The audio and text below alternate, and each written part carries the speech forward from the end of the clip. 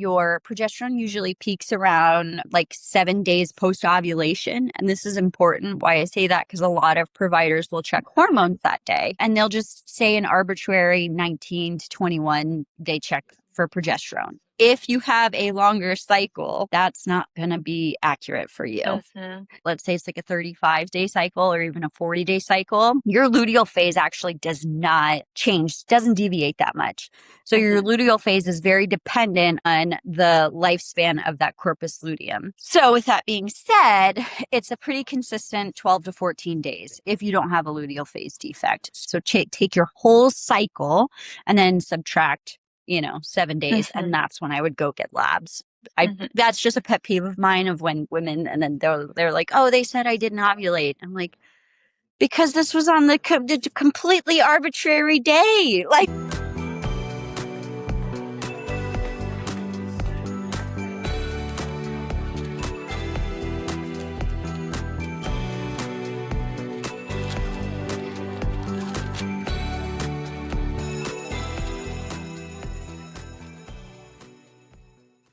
What's up, ladies? Welcome to the health class she deserves, the show where we ditch outdated women's health myths and talk real bodies, real cycles, and real stories. I am your host, Autumn Payon, and today's guest is Megan Skinnell, a registered nurse and the founder of Holsoma Health. For years, Megan worked with the traditional healthcare system, where she saw firsthand how the pill for an ill model often leaves patients feeling overwhelmed, unheard, and stuck in a cycle of chronic symptoms. Her journey took a personal turn when she found herself on the other side of the stethoscope, experiencing the frustration of diagnostic dead ends and hormonal health struggles that were dismissed by her own providers. That experience sparked a mission to bridge the gap between conventional medicine and holistic wellness. Today, Megan uses her clinical background to empower women with basic education on the bodies they inhabit, helping them navigate everything from hormone balance to the complexities of PCOS. Megan, welcome to class. thank you so much for having me. Of course. So let's just start kind of at the beginning. When you go on your business's website, holsomahealth.com, there's a big quote in large letters that I love that says, "This is my destiny. This is why I was placed on earth, to help heal people." So like I said in the intro, you worked as an RN and then started Holsoma Health. Tell us about your journey to helping heal others. Yeah. So I'm still an RN. I've been a nurse for over 10 years. And then it was having some fertility issues. I kept having miscarriages. I had a really stressful job where I had to take call. And I remember I was like, oh, maybe like the stress of going in the morning or something, maybe that's it. And I also had like horrible acne, like on my jawline and my back. And I'm also a little bit of a hypochondriac. So I always thought like, maybe I'm diabetic or something's wrong. Anyways, so I remember I went to my OBGYN and I was like, I really think I might have PCOS. And they said, no, you don't. You are skinny. And I was like, okay. And that was that. So I didn't know too much about PCOS. I just, the symptoms that I Googled and I was having some of them. And I was like, okay. And then that was it. And then I went to get my acne. So again, I went to the dermatologist and she saw me and she's like, I really think you have PCOS. And I was like, I thought so too.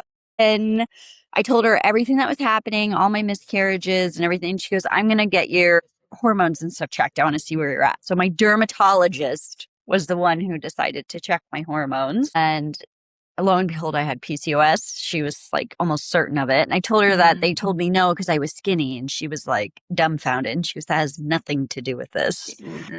So, and then I was just like in this lull because I was like, okay, I have PCOS, but not like, I know the bare minimum, like, okay, this like blood sugar and all this. So I started asking like, can I talk to a dietitian to prevent some of this stuff? And everybody was like, no, you have to have diabetes to do that. And I was like, what? And then they were like, so everything that I wanted to prevent, they were like, no, you have to have it. And I was like, but I don't want it yet. Like, I don't want it. I want to prevent it. And they were like, well, it doesn't work that way. And then I was still like, I was like, well, what do I do about wanting to get pregnant? And they were like, well, how about you get on the birth control and then we'll give you on spironolactone. And then when you start trying, get off of the birth control pill. And if you have issues after a year, then you can come and speak to us. And I was like, okay. So I went down this whole rabbit hole with Ayurveda. I got my Ayurvedic health counselor, and then I went and did like health coaching because I was like, people don't need to go through this anymore. Like, because I'm Mhm. such a why person. I just kept asking, why is this happening? Why is this happening? And then I found myself with like functional medicine. So then I completed the School of Applied Functional Medicine and got my functional medicine certification. And now I do talks and stuff at PCOS conferences. And I realized that to go even deeper and prevent this from happening, of having to go to so many different doctors and get a diagnosis, a woman really has to know her body to answer all the questions that is being asked of her. So I realized that if you don't know the answers, they're not really, not that they're not going to help you, they just don't know. So now I'm like, okay, women need to know about their bodies. So I like started, I help with that. Me and one of my coworkers, we do like free talks for women, teenage girls and their moms or guardians, and then they come and learn about their menstrual cycles and things like that. So I'm just out here trying to educate women about their bodies. Yes. And So that's they why can you're, yeah, advocate. that's why you're here too. It's so aligned because the language helps you advocate for yourself. Like you were saying, like we're just not taught these things. And you touched on a really important point that we culturally, but also in medicine, which is like really alarming when you think about it. There's a really big misconception that if you're skinny, you're healthy, and if you're fat, you're not healthy. And it's just insane that because you're not the only person that's been told that, in the context of PCOS and outside of that, I hear from women all the time. It's one of the most common things. And on the other side of that, when a woman is heavier in a bigger body and she goes to the doctor, there's a very common theme of doctors just being like, oh, it's because you're overweight. That lose weight and it'll fix all your problems. And there's such a link there to like that goes down a whole rabbit hole of body image issues and eating disorders. And like, there's all this other stuff that goes along with it. It's really, really damaging to have this misconception. And it's also just not medically accurate. So I think that's going to be like relatable for a lot of people listening of like, oh my God, I was told the same thing. And growing up, I've always been in a very tall, lanky, thin body. And it was the same idea of like, it was never, even though I was struggling with like really painful periods and had the chronic constipation, everyone was like, well, you're thin, so you're healthy and you're fine. And it wasn't, that was the undertone to it, So it was, yeah, it's so frustrating. So yeah, I appreciate you saying that and like bringing that to the forefront because it's so true. PCOS looks different for every person. Single person. Never. Yeah. And I have hairs, but it's like some of them are blonde. Like you really wouldn't even know. But I'm sitting there plucking like date night. I'm like looking, getting all the stuff out. Like, but nobody would know. Yeah. So exactly. Yeah. It's so different for everybody. There's no like one size fits all, person for PCOS. And just looking at somebody physically, you can't, so I would say for the majority of diseases, you can't diagnose or not diagnose the opposite of that somebody just by looking at them. I think that's ludicrous. And then the same thing with like the syndrome, right? So like PCOS is like, it's basically exclusionary, like like not like IBS, but like you have to go through so many things to get the diagnosis because like I said, like it doesn't fit all for people.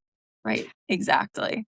Yes. So. Well, and that's, part of the reason why you're here today. We're going to be taking it back to basics for people just to get the really basic hormone education and the language around it to help women advocate for themselves at the doctors and just understand their own body more. Even if, you don't have any problem necessarily that you think needs medical attention, just knowing this stuff about your cycle and your hormones can really help you live a better life, right? So, 100%. So in my, like what I like to advocate for women is if you know your menstrual cycle, which is not 5 days. So half the time you'll say, oh, I'll say, how long is your menstrual cycle? And it's like 5 to 7 days. No, that's not what I mean. That's your period. That's your bleed time.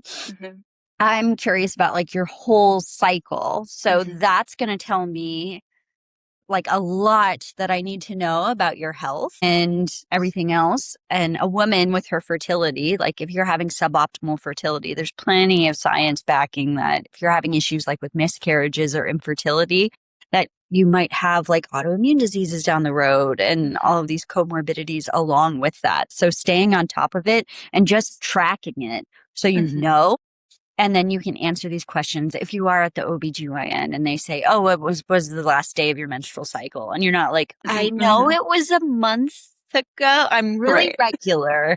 Because then half the time when people tell me that they're really regular and I actually sit down with them, they're not really regular. They're not.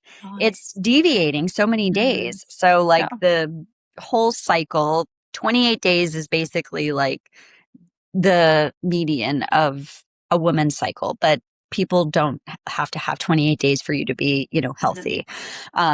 Textbook is anywhere from 21 to 35 days without a 5-day deviation. I think 21 days is a little short. I would be like, what's going on there? So I like it at least 25 to 26 days, to be honest, but 21 to 35 is textbook. And then, so that first half of your cycle before you ovulate is called your follicular phase. So this is a lot of your brain and your ovaries talking. So the first half of your follicular phase is you bleeding. So day 1 of your cycle is day 1 of you bleeding. So, and then for labs and stuff, if you talk to your provider, especially for fertility labs, sometimes they'll check your labs anywhere from days 3 through 5, and they'll check your estradiol, LH, and FSH on those days, just like as a baseline.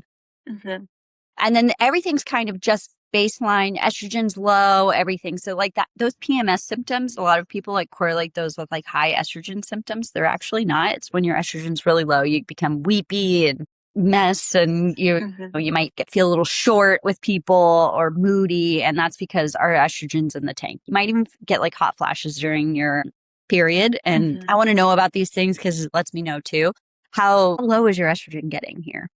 So that's you bleeding. And then as your estrogen rises, it actually helps you stop bleeding.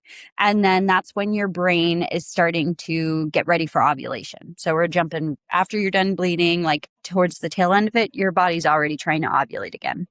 So the whole point of your menstrual cycle is ovulation. The bleed just takes the show. After you bleed, that your brain is already talking to your ovaries with FSH, follicle stimulating hormone, and that's basically like a little micromanager of your ovaries. And it's like, get a follicle ready, get it ready. Come on, let's go.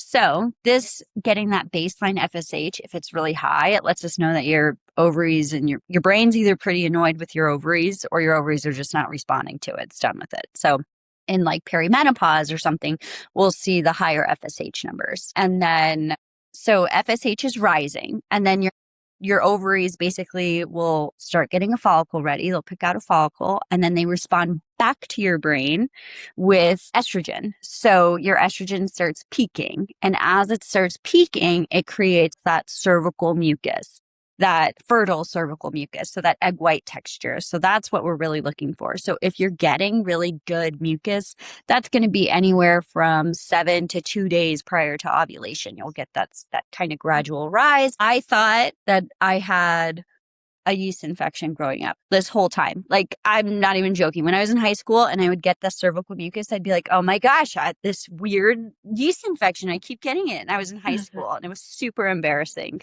I asked my mom about it and she was just like, that just happens. And I was like, why? And I just remember being super embarrassed by it because I was like, what is this? But totally normal and very healthy. So estrogen rises, cervical mucus happens. Then your brain will respond back with what's called luteinizing hormone. So that basically goes down to that follicle that's been picked out. And then that LH that tells it to ovulate, basically, to just release. And then the egg is there. So on ovulation day, the egg is only there max 24 hours. So that cervical mucus plays a hand because as that's there, that means that you're fertile. Basically, sperm lives in it. So it's like a little bed and breakfast for sperm. So if you have sex 3 days before ovulation, you can actually get pregnant from that those sperm that's living inside of there. And it kind of carries it through the cervix and everything else.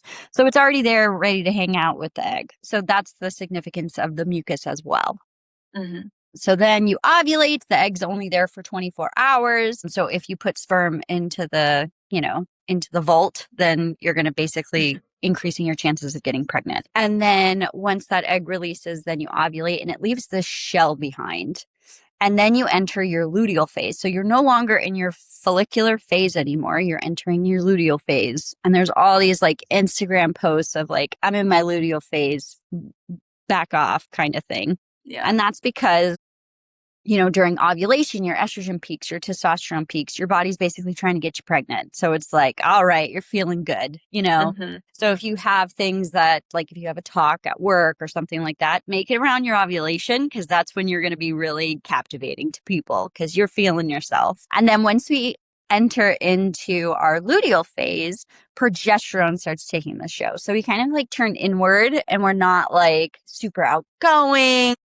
We might not be doing like PRs right now at the gym, any of those types of things. It's more like stretching, yoga, those. I'm not saying you can't go to the gym, but you are a little bit more flexible too when progesterone's taking the show. That's why like for ligament wise and things like that for women, if you're, Olympic training or things like that, you are more prone to accidents on your luteal phase. So that corpus luteum from the egg is what is emitting all that progesterone. So progesterone actually increases your body temperature. So that's why if you are tracking your basal body temperature, that basically is if you have a sustained temperature rise, that basically lets us know that you did ovulate. So it's if you're ever tracking to get pregnant, a lot of people will come and they're like, oh, I was tracking my temperatures and I started having sex the day my temperature rose. And I'm like, you missed the boat. It's all like, it's a sequence here. Yes. Cervical mucus. And then, but women just don't know. So then after that happens, your progesterone usually peaks around like 7 days post ovulation. And this is important why I say that because a lot of providers will check hormones that day. So, and they'll just say an arbitrary 19 to 21 day check for progesterone. If you have a longer cycle, that's not going to be accurate for you. So what I usually like to do is if they are regular, but let's say it's like a 35-day cycle or even a 40-day cycle, your luteal phase actually does not change, doesn't deviate that much. So your luteal phase is very dependent on the lifespan of that corpus luteum. And what keeps it going is just LH spikes. And then your progesterone actually pulses as well through your luteal phase. So with that being said, it's a pretty consistent 12 to 14 days if you don't have a luteal phase defect. So anywhere from 12 to 14 days. So take your whole cycle and then subtract, 7 days. And that's when I would go get labs. That's just a pet peeve of mine of when women, and then they're like, oh, they said I didn't ovulate. I'm like, because this was on the completely arbitrary day. Like, yep. So just that's my soapbox. Sorry. And then your pores actually start getting a little bit bigger when you're in your luteal phase. So sometimes you'll start noticing like you'll start getting pimples and those types of things as well, especially like around ovulation. I have some women who do break out, but that's with the increased testosterone. So I'll see that too with like PCOS usually, and myself included, like around ovulation, I might get like a rogue pimple somewhere, but just a higher androgen level. And then going into, so the other thing that I would always like to see is like when people are feeling really exhausted, like towards their end of their luteal phase, and they start getting that cervical mucus again, or they're just feeling exhausted and, drained. That's really important notes too. Like PMS is common, but it's not normal. So I think that's always a big thing to do as well. And then same with you having endometriosis, like during your bleed time, like if you have to call out of school or work or, you're breaking plans with your friends and you're taking ibuprofen maxed out around the clock and you're still in excruciating pain, that's not normal. You don't have to endure that. Yeah. We should probably take a closer look at that. Yes. Yeah. And I also want to say just for anybody listening who also had like ovulation is another time, like you said, it's supposed to be the time where you're feeling good, you're feeling yourself. But when you are struggling with something like endometriosis, it often is not, it's the opposite of that. And, I know some friends with endo who have significantly like worse ovulation than menstruation. And I know people who think that they just have like random symptoms when they're not on their period. And I'm like, have you checked if you're ovulating? So if you do have ovulation symptoms, I'll just throw that out there and you aren't sure if you have endo or haven't heard of it before, that's definitely an avenue worth exploring. But yeah, you touched on so many amazing things in that, and busted quite a few myths, I would think, for some people, because there's a lot of things that I hear from people my age and older than me where I'm like, I forget sometimes being in this space just how bad the education is. And it's nobody's fault, it's the system's fault, right? 100%.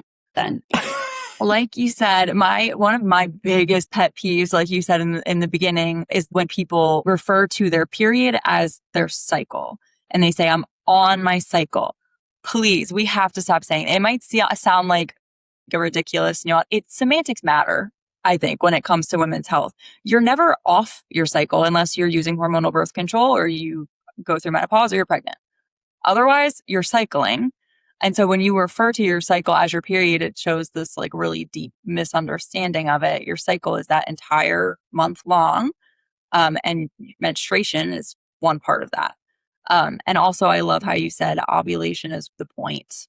It's the star of the show. Ovulation is the point of why we even have the cycle. But like you said, the part where you're bleeding steals the spotlight a little bit because it's obviously in the your part face. Exactly. Yeah, it's hard to ignore. Ovulation's more like subtle for most people, but um, but I do think that's a really important distinction too, because people say, we say like that our period is late or our period is early, but really at the end of the day, what happened is ovulation was late or early. Your period, like you said, the luteal phase, always the same length of time, more or less. And so it's ovulation that is dictating when you're getting your period. And by paying attention to ovulation and tracking your basal body temperature, like you said, like you can learn so much more about your body. And I think it's really empowering. I feel like when I started tracking my basal body temperatures, when I realized the symptoms I was experiencing around ovulation, and I was able to like track my cervical mucus better, like you were saying. And that kind of brings me to another question, because you talked about that egg white consistency around ovulation, before ovulation, and that, can house the sperm, and that's how you can get pregnant. But a lot of us experience cervical mucus throughout the cycle and different types of it. Can you talk about what else is normal throughout the cycle and what else people might be seeing? Yeah. So that egg white, of course, is like the fertile mucus. So if you're experiencing egg white fertile mucus and like longer cycles, I always think of you're stuck in a follicular phase. So you're getting delayed ovulation. So especially with women with PCOS, what can happen is estrogen peaks, LH peaks, and then you don't ovulate, but you're still getting that cervical mucus. So if that's happening multiple times, you're going to get cervical mucus multiple times. Mm-hmm. So I always like to, because I actually just had a patient and she was like, no, I ovulated, I had cervical mucus. And I was like, but you have PCOS. And same with if you have PCOS, the LH strips typically are really confusing because your LH is already high. So right. I don't really recommend those because it'll just be a puddle of tears. And then going back, like you can get like sticky, white, tacky mucus as well. And you'll see that more like in your luteal phase, like in the beginning. But I always like to, there's no like, it goes with basically how you're feeling as well. So I work with practitioners where if you're getting cervical mucus that's fertile right before your period, where it's like that egg white mucus, it kind of lets us know and lets us say that, okay, this person who's exhausted at the end of her luteal phase, she's irritable, she's tired, and she's getting cervical mucus and hot flashes and all these different kinds of symptoms. That can kind of let us know too that your progesterone's plummeting and that estrogen's taking the show right before you're starting your period, when really everything should be really low. Mm. Again, there's no like science behind that. It's just like from the practice that I work with different practitioners and things like that. That's typically what we see. And then we'll check it. And then come to find out their luteal phase is super short and they are having a luteal phase defect and they're having unexplained infertility and things like that. So we see that a lot with the patients, like I said, who are getting that fertile mucus right before they start their period, but they know they're in their luteal phase. So I always like to say that as well, because it's kind of like a nuanced thing. Like if you're not looking for it, then it's might not be there. And then you, of course, you can have like watery mucus or watery discharge as well throughout your cycle. Okay. Yeah. And I think like you're saying, like unless you're paying attention to it, unless you know to pay attention to it, you kind of just are like, you might see it, you might be like, ooh, but because we put all this stigma around the female body and the things that happen. So we're like, ew, like cervical mucus or ew, white stuff in my underwear. Like you just don't want to think about it. I think especially as teenagers, like when we're first experiencing this stuff, we're like automatically put this really like negative, disgusted emotion behind it, which is also really damaging. But when you know what these things mean and why they're happening, it's just like another biological process, right? Yeah, this is what's happening and this is my body and it's 100% normal. Now, if there's any like smell to the discharge or anything like that, or if you have a fever or, low back pain, those types of things, you need to go to your provider immediately. Or if you're itching, irritated, those types of things. But right. Exactly. Yeah. Yeah. Yeah. Just as a disclaimer there. Yes. Yeah.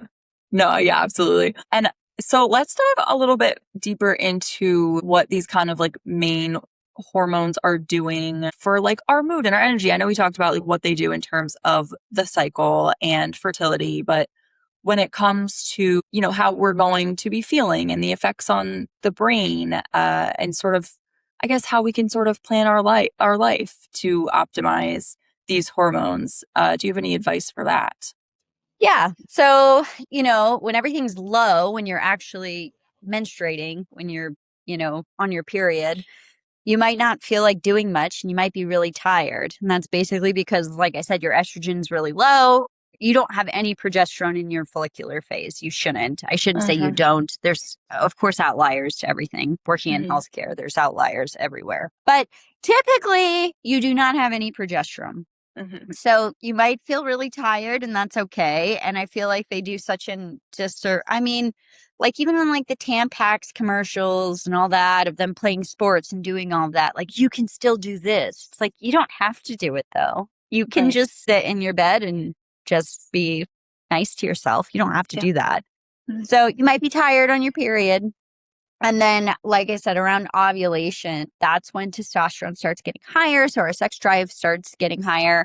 Our estrogen peaks, which, like you had mentioned, if you have endometriosis or histamine intolerances and things like that, you might even start getting like migraines or rashes or things like that I've seen, or horrible diarrhea. So that's a possibility, but in a normal cycle, if you don't have any of those things going on, that's when your body's like, let's get this girl pregnant. And that doesn't matter how old you are, unfortunately. Even those teenage like raging hormones, that's what they mean. Like that's what your body's trying to do. And if you know that, then I feel like you are like more equipped. Like I know when I'm ovulating because that's when my husband is always looking really good no matter what he's doing. He could be like taking the garbage out. I'm like, man, he is fly. But but then on my period, I'm like, get this guy out of here. He stinks. And then once you do ovulate, the progesterone starts taking the show. So your body starts making the lining, basically. Well, your lining's being built. So estrogen kind of is like the bricks that builds the house.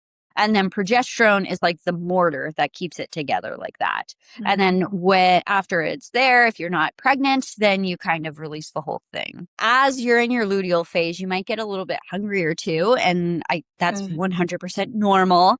Progesterone in itself can make you a little insulin resistant, and that's on purpose. That's by design. That's so everything gets shunted to the baby and gets to be building the lining. Your body's basically building a whole new organ, which I don't think people realize that women are going through this every month. So if you're Mm-hmm. feeling a little bit more hungry, eat. It doesn't have to be a cupcake or something like that, but it can be, give yourself some grace. You can have some more food because I feel like women Mm-hmm. get really caught up in that of, oh, I'm so hungry and I'm tired and this, that, and the other. Yeah, Yeah. you will be. And you might even feel like if you're going to the gym or certain things like that, like, you might even feel like you don't really want to go to the gym and you are tired and those types of things. So again, give yourself some grace and you can stretch or do like, don't go to a hot Pilates class in the middle of your luteal phase. You might not feel good doing that. Just go do like Mm-hmm. a regular little workout for yourself or go on a walk or go to the beach, go swimming, those types of things. So I think if you know, and you even like for the women that I work with, and then if they're planning like their workouts and stuff, that's usually when they have like no desire to do anything. And then their whole plans, they're like, I have all these cravings and I'm hungry and I don't want to work out. And I feel like the whole plan is ruined. If you know this about yourself, because we're on a cycle, Mm-hmm. which, by the way, ours is typically 28 days. A man's daily. He's Mm-hmm. going crazy daily. Yep. So I would also like to point that out when they say women are hysterical because they cycle. Yeah, well, testosterone is the fickle hormone. Like, if you really want to look at the science, like estrogen, progesterone, like they are all very like by the book. Testosterone is the one, like they've done studies. A man's testosterone will be different after they've seen an attractive woman, after their sports team wins, after Yeah. they see a firearm. Like these are all, like this is all documented data. So I Well, digress. yeah. Well, and that's true too. Like in a women, like all these takes days, right? So like your brain's Mm-hmm. talking to your ovaries are talking back to your brain. Those take days. Mm-hmm. That's not the case with the man. It's going like pulsing throughout the day Yep. constantly. The morning time, that's when they're like prime time. And like you said, if a woman walks by or anything Mm-hmm. happens or yeah, Yeah. Yeah. they're It's fickle erratic. hormone. Yes. Yeah. So women are not hysterical. So Definitely not. did I answer your question? I feel like I just keep Yeah. going on rants. So sorry. No. Yeah. No, definitely. It's all like great, great information for people. And I just want to take like a little side step for a second just to clarify. If you could talk a little bit about like hormonal birth control and what that does, because that's a really big misconception that I see where people think that they have like a normal period or that they are still cycling when they're using hormonal birth control, when that's not actually the case. And not that that's, an inherently bad thing, but it's something to be aware of because that's something else that you can work with. So can you unpack that a little bit? Yeah. So I am not by any means like against hormonal birth control. Like I Right. have a daughter. If she came to me and said she wanted to be on birth control, I would just say, what's making you want to be on birth control? Mm, Because this is the question that I want to know. If it's because her cycles are really hurting her and she feels terrible and she's heavy bleeding and everything else, then no, that's not going to help. Like, let's figure out what else is going on. This is a symptom. But mm-hmm, if it's because she doesn't want to get pregnant, sure, I don't mm-hmm. care. Like, we'll Right. just give you, some, B6 and call it a day, but well, Right. other vitamins as well, but you know what I mean. So there's all different kinds of birth control. There's like the mini pill, there's the Mirena and the dual action. So basically, they're all doing different things. So you can ovulate on some birth control and some just make it to where you're like a postmenopausal woman and you have no hormones. And that basically hijacks your hormone system and basically says, okay, let's just stop everything right now and put a pause button on what's actually going on, what her body's malfunctioning on, because we don't know what it is, if it's PCOS or endometriosis or those types of things. And let's just take over. So those bleeds, they actually did in like the 60s or 70s. I can't remember when it was when birth control came out. But basically, people did not take stuff at all. Like nobody took medicine if you were healthy. So the marketing team basically had to figure out how to get women to take something who were healthy every day because nobody wanted to take pills.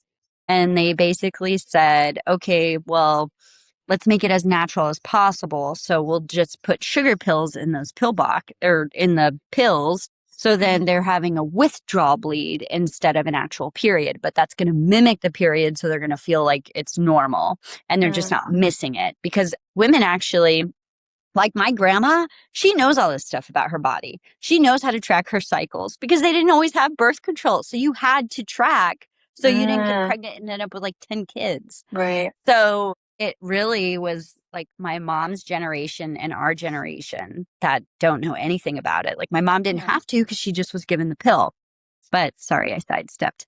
So those sugar pill days, some OBGYNs will just say, hey, just skip those and just keep taking it. And then, then you don't bleed. But there's no period happening. Sometimes if you don't have a period, like for PCOS wise, if you're doing all the stuff and everything's happening and, you still don't have a period, if that lining is still building, you are giving yourself like an extra chance of endometrial cancer. So that is something that you should know. And then you can take that. Do you want to be given that? Some providers will give progesterone cyclically to have you bleed, which is a little bit more natural because the progestins, which is another pet peeve of mine, progestin and progesterone are not interchangeable like they're discussed. They're actually two separate things completely. So progestin is not progesterone. And I've actually had a patient, she was a health coaching patient, and I was like, oh, you have PCOS, you should try it. We were doing everything. Her cycle was still a little bit irregular. I was like, you should try talking with your OBGYN about progesterone. So she said, okay. And then my health coaching client called me and she's like, oh, she gave it to me. And I was like, that's fantastic. What's your dose? And everything. She goes, 5 milligrams. I was like, 5. I was like, send me a picture. And they gave her the mini pill, progestin, and then they labeled it as progesterone. So I found that to be that was very misleading. And then going back to the progestin. So progestin can be in a small fraction, not even everybody with endometriosis, but it can be only because of progesterone resistance. So progestin just does a really good job of smacking into the receptor sites and like not letting go and holding on for dear life. So which can be in small instances helpful with endometriosis with the pain. But I think women need to be completely educated on what birth control's actually doing versus what it's not doing. It's not fixing your cycles. That's not what's happening. Because then what I'm finding is that we're getting all of these women who were placed on birth control in their teenage years, and then they were told in 6th grade that if you sneeze wrong or if you sit on, a toilet seat, you're going to be pregnant because they don't know. And then they get off the pill and they're not pregnant and it's been 2 years. And it's because guess what? They have PCOS, or guess what? They have endometriosis, or guess what? They have this or that. Yeah. And it's like, oh, I wish I could have been working on this whole time and optimizing my fertility rather than I was given a pill thinking everything was fine. Yeah, exactly. So that's just my soapbox. I'm not saying that's horrible in any way. I'm just saying I think that we need to be educated on before we commit to anything. I completely agree. I think birth control is a wonderful tool. It's obviously given women so many opportunities, but 2 things can be true, and it is prescribed irresponsibly. And I'll die on that hill. It is prescribed irresponsibly, and we're talking about right now, not enough women have any idea, even the most basic function of how it works, let alone all of this nuance. And that's also why, you end up having patients who go on a certain type of birth control and they literally feel like they're losing their mind. Like they go through psychotic episodes. Like sometimes it really is that dramatic, and they go off the birth control and they feel fine. And then they're like, oh my God, I can't use birth control. And it's like, well, what type was it? There's different types of progestin. Like there's so much nuance to it. And for anyone listening, I don't know if you've read this book, but for anyone listening who's interested in learning more about that, This Is Your Brain on Birth Control by Dr. Sarah Hill, I think her name is. And I can link that for people. It's a really good book. Highly recommend. I'll have to let her read. Yeah. It's very neutral. It's like a very science forward. She just breaks down a bunch of different studies. It's a very easy read. It's not complicated. She breaks it down really well. And it's not, I think people might hear the title and think it's sort of propaganda-y against birth control, but it's not. It's very neutral. So yeah, definitely recommend that. But I appreciate you breaking that down as well for us here, because it's really important to understand these things and to go in informed if you are going to use hormonal birth control, to understand what exactly is happening and if it's helping with symptoms. You can't just assume that those symptoms have been quote unquote cured, because they probably haven't. They're just being masked by something, which if it helps you live your life, that's amazing, but you still probably need to get to the root of something, right? If they want it. So like working in healthcare forever, there's still people who just want the pill to do things, and that's perfectly fine. Our Yeah. healthcare system has the ability to do that. If that's your decision in your healthcare, like I'm not here to push like what I think that you should do. I'm just here to provide you education so you can make a well-informed decision. Mm-hmm. But Yeah. yeah, there's people who will, I mean, like I worked cardiac, so like literally drowning, and they'll still just be like eating McDonald's and stuff. And it's like, oh, I'll just take my Lasix, which helps you pee and get the liquid off. So, Mm-hmm. but Yeah. yeah, And it's so personal there's choice. definitely that. And there's nothing like that's fine. But for the people who do want to get to the root cause, they deserve to know too.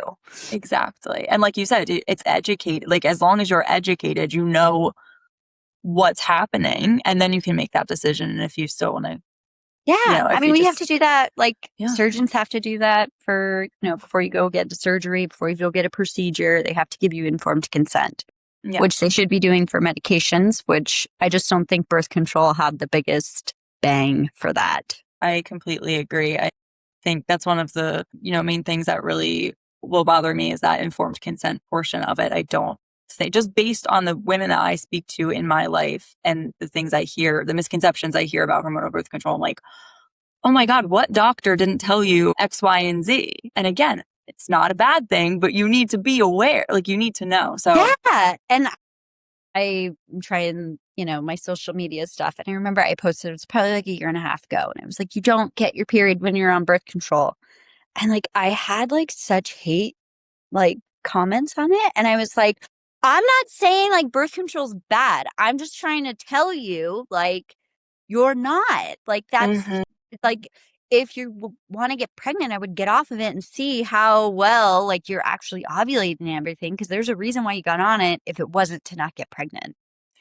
yes, exactly. If it was to manage symptoms. Yeah. And it's like, you got to figure this out here. Yes. And then I didn't even talk about egg quality, but like that's what's going to tell you like the quality of your ovulation is going to be that egg quality, and everything that you're doing, 90 days before then, same with sperm health, is going to be impacting that egg quality. And you want that good egg quality because that shell of the egg is what's giving you the progesterone. So if you're having, suboptimal progesterone and you're having that really crappy luteal phase, that lets us know like we have some lifestyle things that we need to do that's impacting your egg quality, because that's ultimately what it could be. It could be other things going on too, but that's somewhere to start. Like, how's your sleep? How's your eating habits? Are you moving your body? All of those types of questions. Yeah, that's really interesting too. I think that's another thing a lot of people don't know. And you mentioned before the corpus luteum, and I forgot to circle back to that, but do you want to explain a little bit what that is for people as well? Yeah. So once you ovulate, you leave that shell of the egg behind. So that shell is called the corpus luteum. And the quality of your corpus luteum is going to be tied to how well your egg quality was. So again, going back to that, yeah, you could be ovulating, but not getting pregnant. It could be, an egg quality issue because of that. So with that being said, that corpus luteum has, the lifespan of 12 to 14 days. It starts like pittering out, and let's say you only have a 10-day luteal phase or a 9-day luteal phase, like that's going to be really hard to get pregnant. Not to mention that lets us know that, your health isn't there. Like your egg quality, like I said, is not good. So that's where it's like we're optimizing your fertility, yes, to get you pregnant for some people, but optimizing fertility is actually like how we're going to like for longevity for women. Yes. That's how it needs to start being looked at, not just as I'm not going to be getting pregnant, which is fine, but your ovulation is still key. Like I'm still very interested in how you're ovulating, whether you want to get pregnant or not. Yeah. And I love how you mentioned that, because I think that's really important for people to hear also, is like, you can not care about fertility in the context of making babies. Like I personally am not concerned about my ability to actually make a child. However, I am concerned about the quality of my ovulation. And I am concerned about my technically what we call fertility, not because I want to be fertile, but because I want to be healthy. And those things go hand in hand. And optimized fertility is optimized health, particularly for women, like you said. So I think that's a really important distinction for people to hear as well. We're coming up on the end here, but let's just talk a little bit about, I guess, any sort of advice or tips for people who are like, okay, like this is all great information. How can I actually start to really like support my endocrine system? I think there's a lot of hormone balance noise online. Some of it's good, some of it's not so good. What are your, as a provider, what are your like non-negotiables, I guess, when it comes to taking care of our hormone Sleep. health? Sleep.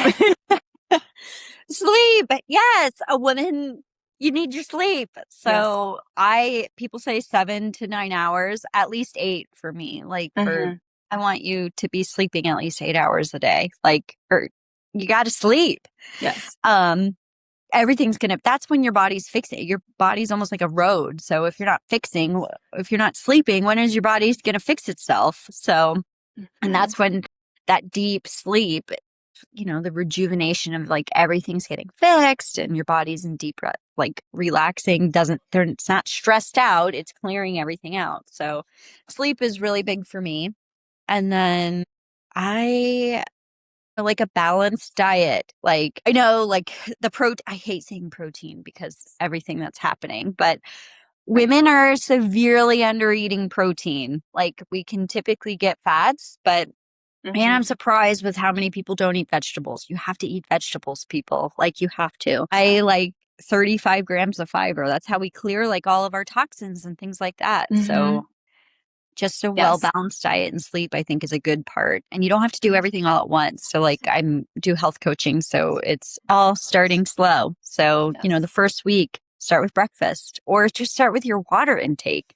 It doesn't have to be crazy. You don't have to do everything all at one time. I promise you'll get there, but get it really dialed in where breakfast is like, okay, I'm eating 40 grams of protein for breakfast. I'm feeling good. My blood sugar is regulated. And then, go on to your lunch or go on to your dinner. Make it a point, like for sleep hygiene, like your bedtime routine is top notch. Even those blue light glasses, if you're always on your phone or you watch TV or whatever, like just get the blue light glasses to begin with. You don't have to just shut your TV off and say, okay, well, I'm not going to do this anymore. There's things that you can do that are small that are still really impactful. And you don't have to spend crazy amounts of money or anything like that. I love that. It's like making it as sustainable as possible.